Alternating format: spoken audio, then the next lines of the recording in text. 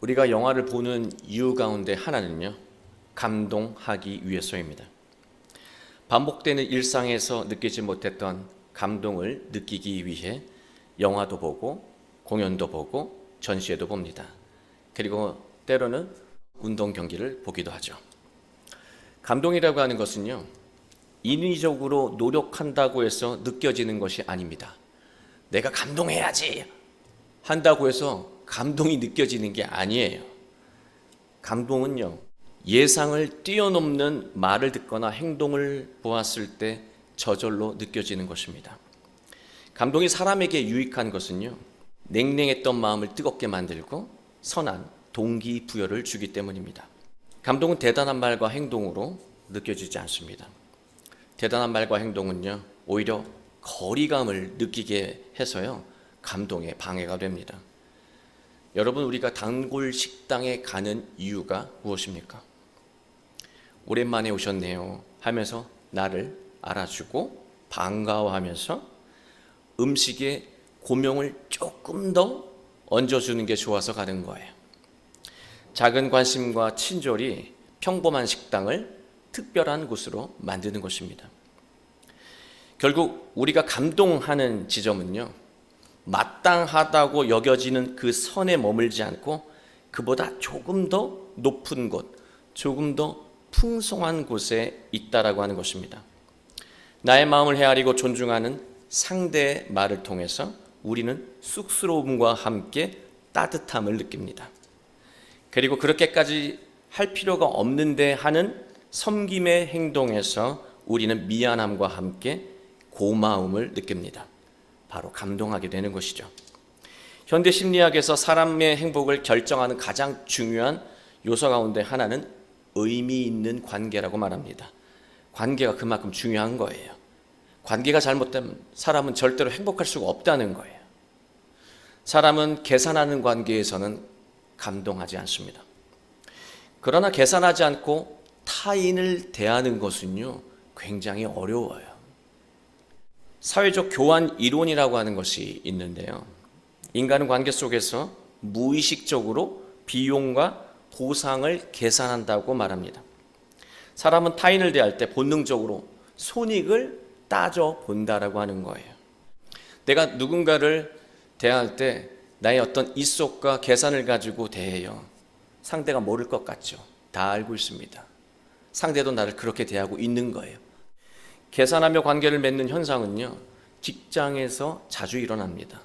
때로는요, 친구 관계에서도 일어나요. 친구인데 주고받는 것이 정확하지 않으면 친구의 관계를 끊죠. 요즘은요, 연인 관계에서도 계산하는 마음으로 관계를 맺습니다. 그리고 심지어는 가정에서도요, 무의식적으로 일어나곤 한다는 거예요. 나는 절대 사랑으로 가족을 대한다고 생각하지만 무의식적으로 내가 희생하고 헌신한 것에 대한 보상을 원한다라고 하는 거예요. 그 보상이 내가 원하는 만큼의 보상이 이루어지지 않으면 가족도 밉다라고 하는 것이죠. 이처럼 우리는 관계를 잘 맺을 줄 모릅니다. 그러나 이보다 더 심각한 관계의 문제는요, 하나님과의 관계 속에서도 계산한다는 것입니다. 하나님과 함께하는 시간에도 우리는 야박해요. 그리고 나눔과 헌신에도 인색합니다. 하나님은 계산의 대상이 아니죠. 그러면서도 우리는 계산합니다. 사실 계산을 제대로 하면 하나님을 내가 어떻게 대하면 하나님이 복을 주시는지 정확하게 계산하는 사람, 사실 현명한 사람일 수도 있어요. 그러나 계산이 너무나 한심해요. 자신은 하나님한테 인색하고 자린고비이면서 하나님은 무한대로 퍼부어 주시길 원한다는 거죠. 자신의 계산법으로도 뒤틀린 이 셈을 하나님한테 요구하면 하나님이 들어주시겠습니까? 나도 너 똑같이 대할 거야. 계산도 참 어리석게 하고 있는 거예요. 만약 삶이 각박하게 여겨지고 가정의 분위기가 냉랭해졌다고 여겨진다면 지금 하나님과 그리고 사람들과 올바른 관계를 맺고 있는지부터 돌아봐야 합니다. 관계 때문에 그런 감정을 느낄 수 있다는 것이죠. 그리고 관계에서 주는 감동을 회복해야 합니다. 감동은요, 마음의 온도, 삶의 온도를 1도 높여줍니다. 여러분, 영도에서는 얼음이 녹지 않습니다. 그러나 1도만 올라가면 얼음은 녹기 시작합니다. 1도가 높아진 것 때문에 봄이 오는 거예요. 온 땅이 생명의 기운으로 가득해지고 새싹이 돋아나는 것입니다. 그 1도 때문에 말이죠. 사람의 체온도요, 미세하게 올라가잖아요. 면역력이 증대됩니다. 운동을 하고 땀을 흘리는 이유가 뭡니까? 우리의 신체적인 체온을 조금 미세하게 더 올리기 위해서입니다. 오늘 말씀을 보면 다윗은 왕이 되고 많은 것을 이루었습니다. 그러나 개인적으로는 불행했습니다. 하나님과 멀어지고 가족과의 관계도, 그리고 사람들과의 관계도 무너졌습니다. 그러나 다윗은 과거에 하나님이 묶어주셨던 아름다운 관계를 회상합니다. 떠올리게 합니다. 그리고 올바른 관계의 출발점에 그 기억을 통해 다시 서게 됩니다. 우리 모두 오늘 말씀을 통해서 하나님과의 관계에서 은혜를 회복하고 사람들과의 관계에서 감동을 회복하는 여러분이 되시길 주 예수 그리스도의 이름으로 축원합니다. 사무엘 하 내용을 보잖아요. 다윗은 모든 전쟁에서 승리하며 전국을 통일했습니다. 승승장구한 것이죠. 이스라엘의 전성기가 나오고 있습니다. 그러나 갑자기 11장부터요 바뀌기 시작합니다. 밧세바 사건이 일어나고요, 암논이 이복누이 다말을 범하는 일이 벌어집니다. 이것을 보고 분기한 압살롬이 2년을 기다렸다가 암논을 죽여버립니다. 그리고 압살롬은 아버지 다윗을 죽이려고 난을 일으키게 됩니다. 그러나 그 난이 진압되면서 압살롬도 죽게 됩니다. 또 얼마 후에 세바가 반란을 일으켜서 왕국이 분열되기 시작했습니다. 다윗은 세바의 무리를 진압했지만 이스라엘은 이 사건으로 인해서 치명적인 타격을 입게 됩니다. 11장부터 20장까지의 다윗은 사람들과 관계에서 깊은 상처를 입은 다윗의 모습을 보여주고 있습니다. 그리고 갑자기 21장부터 24장까지 사무엘 하는요 다윗의 과거를 회고하고 있습니다. 저자가 필요하다고 여기는 내용을 지금 마지막 부분에서 추가하고 있는 것입니다. 사무엘 하를 기록한 저자는요 독자들에게, 바로 여러분들에게 당시 관계가 무너져서 절망하는 다윗 왕을 보여주면서 이런 상황에 필요한 것이 과연 무엇인지 생각하도록 이끌고 있는 것입니다. 세상적으로는 다 이룬 것 같아. 그러나 자녀의 관계도 무너졌고 가정도 무너졌고 사랑한 사람들은 배신하고 겉으로는 풍성해 보이지만 내적으로는 골마있는 이 다윗, 만약 당신이 이런 상황에 있다면 당신에게 무엇이 필요하다고 여겨지는가? 이것을 묻고 있는 거예요. 그리고 과거 다윗의 인생에서 감동적인 관계의 이야기를 꺼내면서 답으로 저자는 제시하고 있습니다. 오늘 말씀은요 다윗이 왕이 되기 전에 죽음의 강을 함께 건넜던 3명의 용사 이야기입니다. 저자는 독자들이 3명의 용사와의 관계를 기억하게 만듭니다. 옛날에 그 3명의 용사들 여러분 기억해? 그렇게 만들고 있는 거예요. 성경은 3명의 용사를 소개하고 있습니다. 첫 번째 용사 요셉 바세벳입니다. 높은 자리에 앉은 사람이라고 하는 뜻입니다. 그의 또 다른 이름이 있는데요 아디노예요. 이 아디노라고 하는 뜻은요 부드럽고 우아하다라고 하는 뜻이에요. 그는 군 지휘관의 두목이었습니다. 장수 중에 장수였다라고 하는 거예요. 요셉 바세벳은 단번에 800명을 죽일 만큼 무예가 뛰어난 사람이었습니다. 이 사람이 감동적인 것은요 무예도 뛰어난 사람이었지만 따뜻한 영혼을 가지고 있는 사람이었다라고 하는 거예요. 더 나아가서 부드럽고 우아하다라고 하는 것은요 타인을 수용할 수 있는 마음을 갖고 있었던 사람이었음을 성경은 상징적으로 보여주고 있습니다. 두 번째 용사입니다. 엘르아살입니다. 이름의 뜻은요 하나님이 도우시다라고 하는 뜻이에요. 블레셋의 병사들이 몰려왔을 때 이스라엘 병사들은 모두 두려워서 도망쳤지만 엘르아살만큼은 도망치지 않고 용맹하게 싸웠습니다. 10절을 보면은요 손이 피곤하여 그의 손이 칼에 붙기까지 싸웠다고 기록하고 있습니다. 이것을 제식으로 표현을 한다면은요, 손이 피떡이 되어 칼이 떨어지지 않을 만큼 싸운 거예요. 엘르아살이 감동적인 것은요, 모두가 포기하고 도망쳤을 때 포기하지 않는 사람이었다라고 하는 것입니다. 숭고한 가치를 결코 포기하지 않는 사람이 엘르아살이었다고 하는 거예요. 그리고 도망친 백성들이 엘르아살이 승리하면 돌아와서 전리품을 약탈했다고 성경은 기록하고 있습니다. 전리품을 약탈하는데 정신이 팔린 백성들과 달리 엘르아살은요, 전리품을 챙기지 않았습니다. 그는 승리 외에는 사심이 없는 사람이었습니다. 세 번째 장수는요, 그 용사는 삼마입니다. 그의 이름의 뜻은요, 황폐함이에요. 이름만 들어도 그가 얼마나 용맹했는지를 알 수 있습니다. 그가 가는 곳은요, 살아남은 것이 아무것도 없어요. 다 섬멸하는 거예요. 그게 바로 삼마였습니다. 12절을 보잖아요. 삼마는 밭 가운데서 서서 블레셋을 막아냈다라고 기억하고 있습니다. 콩밭에서 싸운 것입니다. 삼마가 감동적인 것은요, 거대한 명분을 위해서 싸운 게 아니에요. 백성들의 작은 생존의 터전을 지키기 위해 목숨을 걸고 싸운 거예요. 그래서 삼마가 감동적인 거예요. 세 명의 용사는 모두 용감했지만 감동의 포인트가 저마다 달랐습니다. 여러분들은 모두 하나님이 사랑하는 자녀들입니다. 여러분 아십니까? 여러분마다 감동의 포인트가 다르다라고 하는 거예요. 그 지점이 무엇인지 알고 감동적인 인생을 살았으면 좋겠습니다. 13절 말씀을 보시면 또 32목 중 3사람이 곡식 뺄 때에 아둘람 굴에 내려가 다윗에게 나아갔는데 때에 블레셋 사람의 한 무리가 르바임 골짜기에 진쳤더라. 다윗이 아둘람 동굴과 산성에 있을 때 이 상황은요, 아직 왕이 되기 전에 적군으로부터 쫓길 때 아둘람이 나오고 산의 산성이 거론이 됩니다.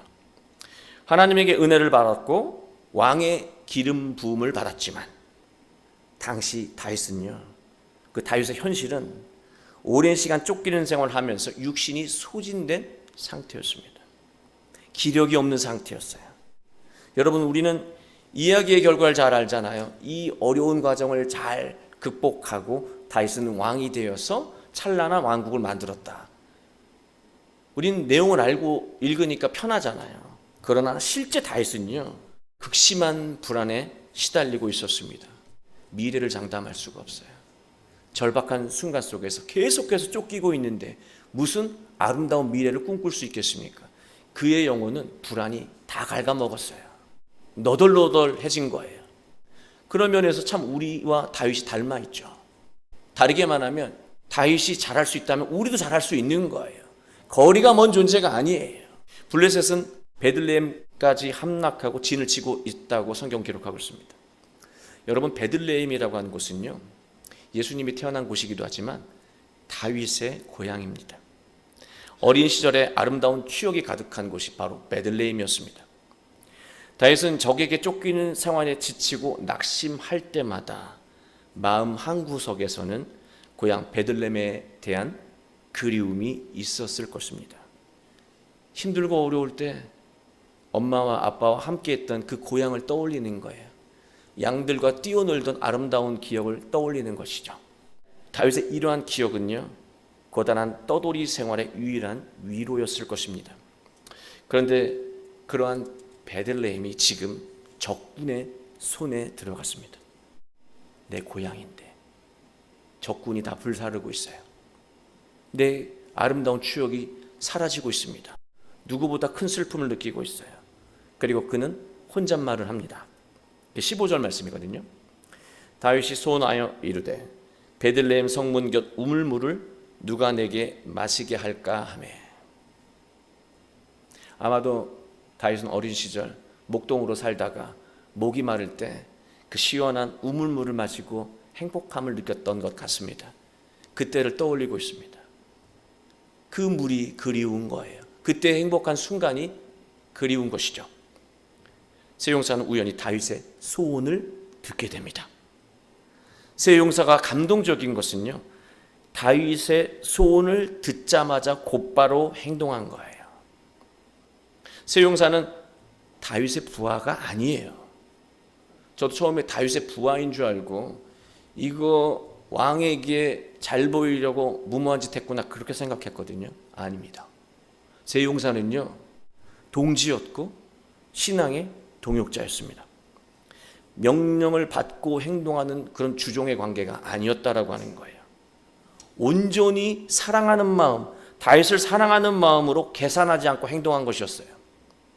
16절 말씀을 보면 세 용사가 블레셋 사람의 진영을 돌파하고 지나가서 베들레헴 성문 곁 우물물을 길어가지고 다윗에게로 왔습니다. 짧은 구절이지만 엄청난 감동이 느껴지지 않아요? 그 험난한 길을 돌파해 나갔다는 거예요. 사랑하는 동지와 동역자를 위해서. 우린 여기서 냉랭해진 마음의 온도, 삶의 온도를 높여주는 감동이 어떻게 일어난지를 배우게 됩니다. 감동은요, 상대의 마음을 읽을 때 시작된다는 것입니다. 우리 지난주 말씀이 마음의 소리를 듣는 능력 아닙니까? 상대의 마음을 읽을 수 있을 때 감동은 시작된다라고 하는 거예요. 그리고 상대의 마음을 읽으면요, 계산하지 않고 행동하는 거예요. 계산할 때부터 감동은 사라집니다. 네가 이런 마음을 갖고 있구나, 이걸 원하는구나, 내가 해주고 싶어. 바로 행동할 때 감동이 일어나는 거예요. 그 감동이 우리의 삶의 온도를 높인다는 거예요. 감동을 일으키는 행동은요, 언제나 그렇게까지 할 필요가 있나 하는 모습으로 보인다는 거예요.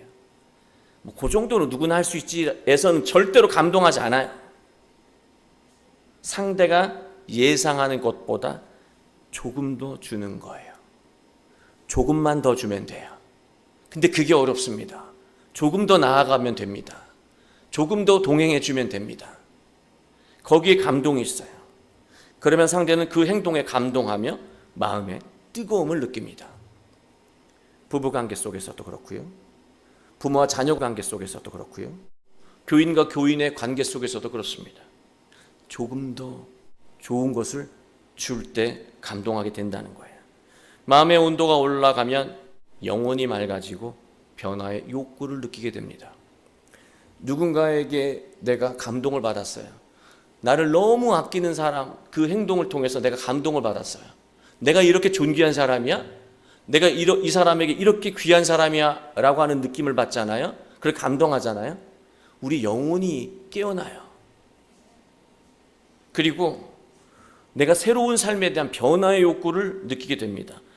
내가 이렇게 존귀하고 사랑받는 사람이라고 한다면 내가 달라져야지, 이런 생각을 느끼게 된다라고 하는 것입니다. 우리 부모가 어리석은 것이 명령을 통해서 자녀를 변화시키려고 해요. 직장의 리더, 직원들에게 명령을 통해서 변화시키려고 합니다. 앞에서는 하는 척하지만 실제로는 바뀌지 않는다는 거예요. 그러나 감동시키잖아요. 자녀를 감동시키고 리더가 직원을 감동시키면요, 완전히 능동적으로 변화된다는 거예요. 다윗은 세 용사가 떠온 물을 보고요, 마음이 뜨거워졌습니다. 안 그러겠습니까? 사선을 넘어가서 물을 떠왔어요. 부탁한 적도 없는데 얼마나 마음이 뜨거워졌을까요? 얼마나 큰 감동을 받았을까요? 마음의 온도가 상승한 것입니다. 영혼이 맑아진 다윗은요, 통찰력도 살아났어요. 세 용사가 떠온 물을 기뻐하며 마실 수가 없었습니다. 대신 이 물을 여호와에게 부어드립니다. 이것은 포도주를 부어서 하나님을 예비하는 네세크, 전제라고 하는 제사를 의미합니다.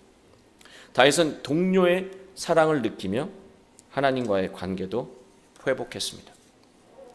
얼마나 선한 연결이 이어지고 있습니까?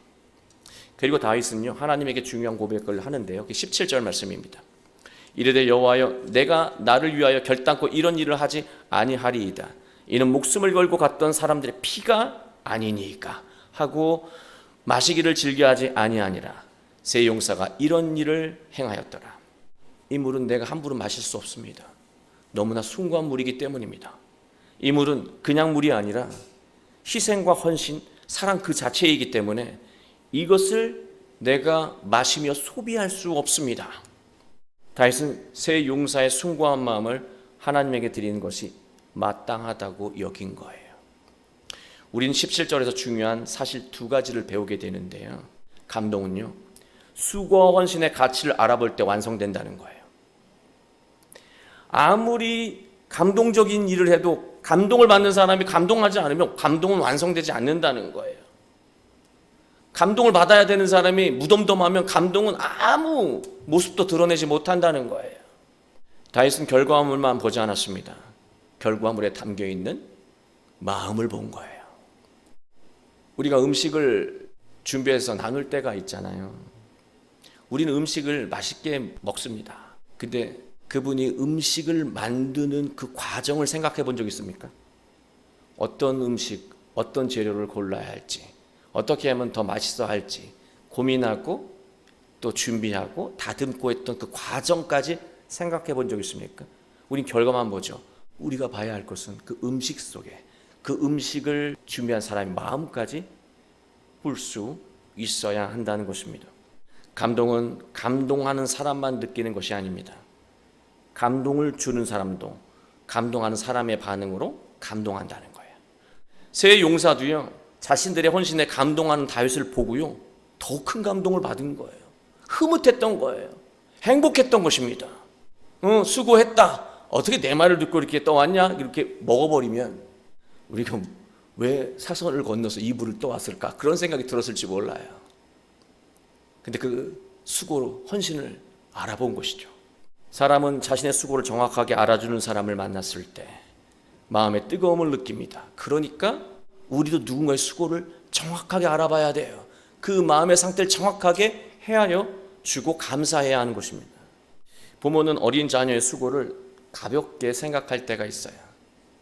우리 집 두 딸들은 제 생일이 되면 정성스럽게 편지를 써주는데요. 어느 때부터인가 생일이 되어도 편지를 안 써주는 거예요. 그래서 왜 편지를 안 써주냐고 제가 물었더니 놀라운 대답을 들었습니다. 본인들은 정성스럽게 아빠에게 편지를 쓰는데 아빠는 한 번 읽은 후에 편지가 어디 있는지를 모른다는 거예요. 그래서 더는 안 쓰고 싶다는 것입니다. 그 말을 듣고 할 말이 없었습니다. 만약에 제가 아이들이 어릴 때부터 주었던 편지를 차곡차곡 정성껏 모아둔 것을 보여줬다면 아이들이 더 크게 감동했을 거예요. 아이들이 편지를 써서 저를 감동시켰지만 저의 이 반응을 통해 더 크게 감동했을 것입니다.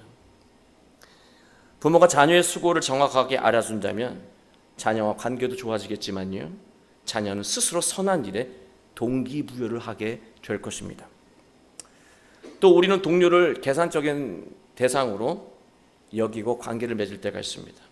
그래서 동료의 수고를요, 알면서도 의도적으로 모른 척할 때가 있습니다. 왜냐? 경쟁 관계에 있으니까. 그리고 그 순간에 내가 이긴 것 같은 착각을 합니다.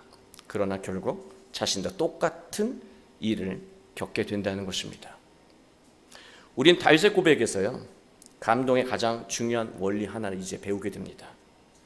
감동의 근원은 하나님이라고 하는 사실이에요. 하나님에게 예배하잖아요. 그 전제를 드리잖아요. 이 모든 감동의 근원은 하나님이라고 하는 고백이에요. 사람은 규율과 제도로 타인을 통제할 수 있습니다.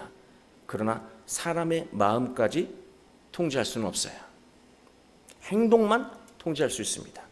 그래서 내가 없으면 그 사람은 내 말을 듣지 않습니다. 그게 세상의 속성이에요. 그러나 사람의 마음을 진심으로 움직일 수 있는 것은 누구뿐입니까? 사람이 아니에요. 말기술이 아니에요. 사람을 진심으로 움직일 수 있는 분은 오직 하나님뿐입니다. 따라서 누군가가 선한 마음으로 나를 감동하게 했다면요, 먼저 나에게 감동을 준 사람에게 감사해야겠지만 근본적으로 하나님에게 감사해야 한다는 거예요. 하나님이 나를 이토록 사랑해서 이 선한 사람을 나에게 보내시고 감동시키는 거라고 하는 것을 기억해야 한다는 것입니다. 23장 2절 말씀 보면 여호와의 영이 나를 통해서 말하고 행동하게 된다면, 성령을 통해서 성령이 주시는 영감으로 말하고 행동한다면 우리는 감동을 주고받는 복된 관계를 가정에서, 교회에서, 또 직장에서 이룰 수 있다라고 하는 것입니다. 지금 가정에서, 또 교회에서, 직장에서 관계의 어려움을 겪고 있다면 우리는 하나님에게 기도해야 합니다. 상대의 마음을 들을 수 있는 영적인 귀가 열리고 감동을 주기도 하고 받기도 하는 삶을 살게 해달라고 말입니다. 다윗은 엄청난 성취를 이룬 사람이었습니다. 그 성취만을 담으려고 하지 마세요. 그렇게 되면 다윗처럼 가정이 무너지고 자녀의 관계가 무너지고 불행해집니다. 다윗은 엄청난 성취를 이룬 사람이었지만 사람들과, 가족들과 관계가 무너져서 상처를 입고 영적으로 신음하고 있었습니다. 사무엘하 저자는요, 우리에게 이렇게 말하는 것 같습니다. 당신이 다윗처럼 관계의 문제로 외로움과 고통을 겪고 있다면 하나님이 과거부터 오늘까지 맺어주신 감동적인 관계를, 그 세 용사와 같은 감동적인 관계를 기억하고 감사하며 하나님과의 관계부터 회복하라. 너에게 상처 주는 관계에 매몰되지 말고 너를 복되게 했던, 기쁘게 했던 감동적인 관계를 먼저 기억해라. 사랑하는 교회 여러분, 우리는 생존하느라 바빠서 스스로 고단하고 냉랭한 삶을 지속하고 있습니다. 이대로 버티며 살게 되면요, 우리의 인생과 가정에는 봄이 오지 않습니다. 지금 우리에게 필요한 것은 감동입니다. 마음의 온도를 1도 높여주는 감동이 지금 우리에게 필요합니다. 우리가 성령이 열어주신 영적인 귀로 상대의 마음을 알아듣고 상대가 예상하는 것보다 조금 더 섬길 수 있다면 인생과 가정에 봄이 오고 꽃이 피게 될 것입니다. 그리고 우리가 하나님을 기쁘게 해드린 예수님처럼, 하나님을 감동하게 한 예수님처럼 하나님을 감동하게 만드는 자녀로 살아간다면 우리는 하나님에게 셀 수 없는 복을 누리게 될 것입니다. 우리 모두 새 용사처럼, 또 다윗처럼 하나님의 사랑으로 상대에게 감동을 주고 감동하기도 하며 생명력 있는 따뜻한 인생과 가정과 교회를 이루게 되시길 주 예수 그리스도의 이름으로 축원합니다.